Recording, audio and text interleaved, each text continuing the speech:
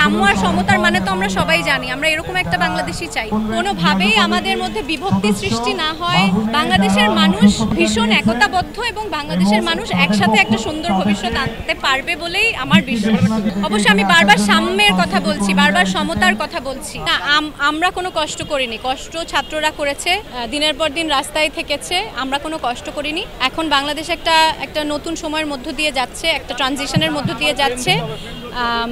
আমরা চাই যে সবাই মিলে একটা সুন্দর সাম্যের রাষ্ট্র তৈরি করতে, যেখানে সবার সমান অধিকার থাকবে, সবাই গলা খুলে কথা বলতে পারবে, কাজ করতে পারবে। এটাই তো চাই, এটা সবাই চাই, তাই না? আপনারাও চান না? আমার তো মনে হয় যে এখানে সবাই আমরা একত্রিত হয়েছি যেন কোনোভাবেই আমাদের মধ্যে বিভক্তি সৃষ্টি না হয়, সেই বিভক্তিকে কেন্দ্র করে আমাদের মধ্যে যেন এই যে বিশৃঙ্খলার সৃষ্টি না হয়, যেটা কিছুদিন আগে আমরা দেখেছি যে সংখ্যালঘুদের উপরে একটা আঘাত হানা হয়েছে, সেটা যেন না হয়, সেটা প্রতিবাদ করতে, এবং আমরা যেন আমাদের সিনেমা বলি বা আমাদের গান সঙ্গীতের জায়গা বলি, নৃত্যের জায়গা বলি, মঞ্চের জায়গা বলি, সব জায়গায় যেন আমরা স্বাধীনতা পাই। এইটুকুর জন্যই আমরা এখানে সবাই একত্রিত হয়েছি। আমরা বাংলাদেশের মানুষ ভীষণ একতাবদ্ধ এবং বাংলাদেশের মানুষ একসাথে একটা সুন্দর ভবিষ্যৎ আনতে পারবে বলেই আমার বিশ্বাস।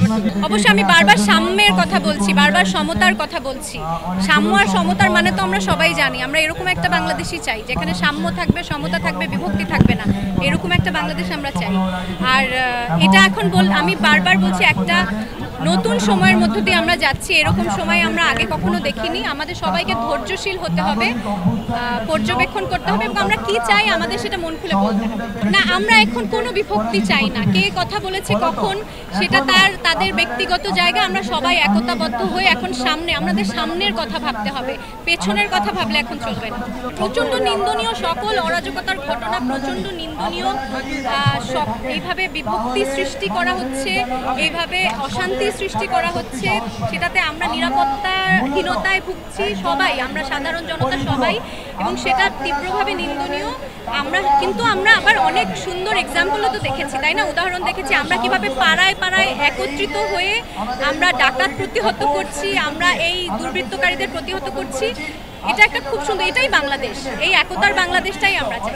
নিশ্চয়ই এখানে আমাদের সকল সংস্কৃতি কর্মীরা এখানে আছে, নিশ্চয়ই এটা নিয়ে একটা আলোচনা হচ্ছে। আমরা সবাই খুব দ্রুত কাজে ফিরে যেতে চাই।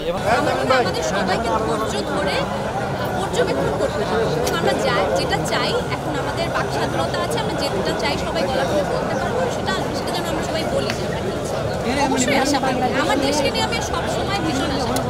আমরা শুধু সিনেমার ক্ষেত্রে স্বাধীনতার কথা বলছি না, আমরা গান, নৃত্য, মঞ্চ, সব জায়গায় স্বাধীনতা বলছি, যেন আমরা সুন্দর একটা সুষ্ঠু পরিবেশে সংস্কৃতি চর্চা করতে পারি, সেটাই যেন, এবং বাংলাদেশে সেটা হয়েছে।